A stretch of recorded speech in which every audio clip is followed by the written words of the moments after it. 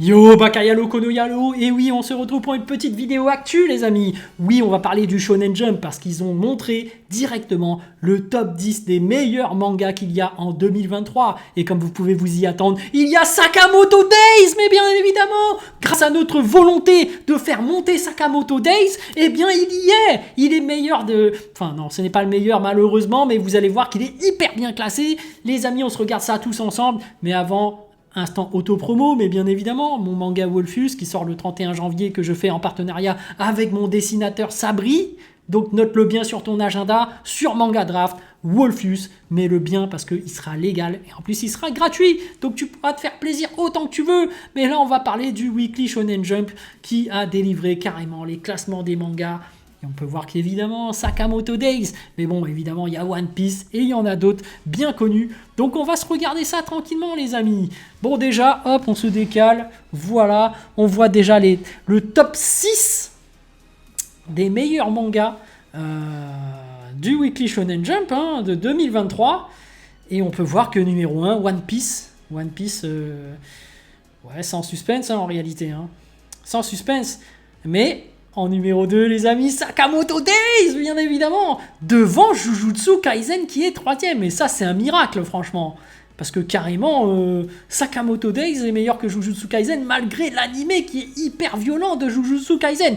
Mais là, on parle bel et bien du manga, donc la version papier. Et je me dis que si Sakamoto Days est aussi bien classé au niveau du Shonen Jump, ça veut certainement dire qu'à un moment donné, ils vont devoir le passer en animé.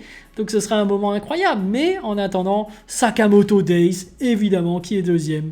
Grosse réussite pour nous, les amis, parce que on a bidé. Certes, on a fait des vidéos sur Sakamoto Days, on a même fait un live, on a fait un podcast, mais récompense est là. Donc oui, puis sincèrement, quand je regarde Sakamoto Days, le manga est vraiment incroyable. Bon, en numéro 4, on a évidemment Blue Box. Ah, j'ai confondu, j'ai cru que c'était Blue Lock. Donc Blue Box, je connais pas du tout. Il semblerait que ce soit un manga qui cartonne. Donc numéro 4, carrément. My Hero Academia, numéro 5. Ça me paraît logique, My Hero Academia. Ça marche très bien.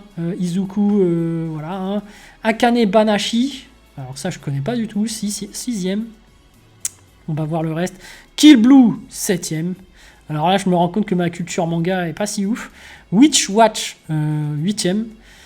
Mi Roboko, 9ème. Moi, je connais Robocop. Et sinon, en numéro 10, on a Nu Exorcist. En vrai, c'est que des noms que je connais pas, à part One Piece. On va voir au niveau des autres classements, là. Attends, je me décale un peu par là. En me décalant, voilà. On a numéro 11, Undead Unlock. Donc là, j'ai vu l'animé, l'épisode 1.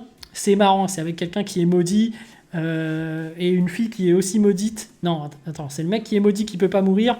Et l'autre meuf, quand elle touche quelqu'un, la personne qu'elle touche est censée recevoir toute la poisse en fonction de la partie qu'elle touche, un truc comme ça. Bref, The Illusive Samurai qui est 12ème. Mission Yazakura Family qui est 13ème. Mashal 14ème.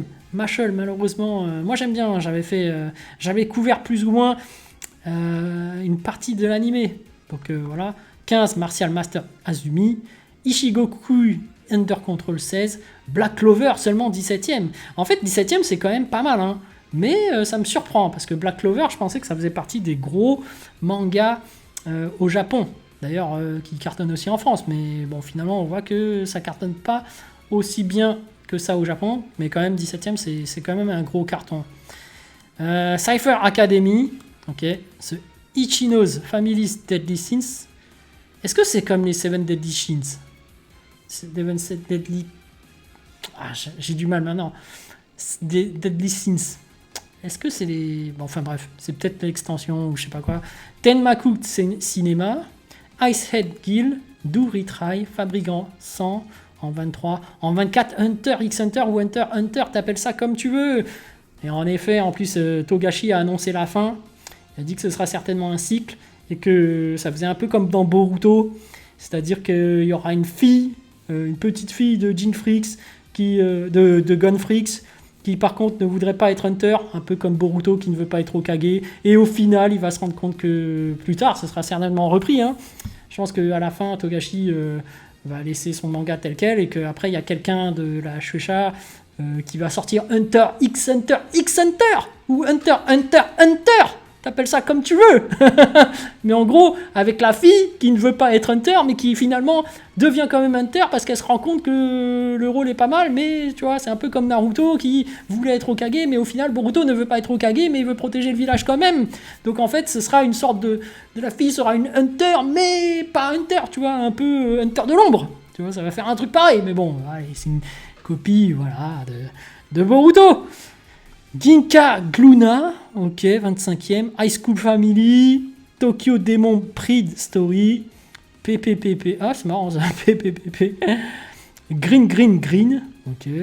Et on a effectivement en nouveau aussi Kagura Bashi, qui fait partie du classement. Et ça, les amis, c'est en train de cartonner. C'est par rapport au... J'ai fait une review dessus. Premier chapitre sur les forgerons, donc c'est plutôt pas mal. Il faudrait que je regarde la suite, mais je suis un peu pris par tout ce que vous me demandez de regarder, notamment il faut que je reprenne celui avec les trucs de guerre là. Kenshin, non c'est pas Kenshin, c'est... Ah, j'ai oublié le nom en plus. C'est le truc qui est sur Netflix là, que j'ai fait récemment, que fait souvent Fumigène H. Il faut que je me rappelle du nom. Kingdom, voilà. Kingdom. Il faut que je regarde les Kingdom. Et après, je reprendrai les Rising of the Shield. Mais c'est vrai que comme j'ai fini une saison, je marque une pause pour faire un autre truc. Donc, je me procède bizarrement. True on Ice, ok, je connais pas. Mama Yu. Et pour finir, on a Ruri Dragon. Ok, bah c'est intéressant de voir un peu le classement du Shonen Jump. On voit bien que Sakamoto Days, voilà, est numéro 2, donc devant Jujutsu Kaisen que j'adore aussi, surtout que c'est une dinguerie en ce moment en animé, mais je m'attendais pas à ce que Sakamoto Days soit devant, carrément, soit devant que My Hero Academia, soit devant que Black Clover. Donc bravo à Sakamoto Days, mais on voit tout de même que c'est toujours One Piece qui est premier, et on verra, hein, parce que Oda là il commence à fatiguer, j'espère qu'il pourra tenir le rythme, parce qu'on a hâte de voir la suite de One Piece également. Allez, sur ce, je vous dis donc à plus dans le bus, ou plutôt à plus tard dans le car, ou plutôt à bientôt dans le bateau.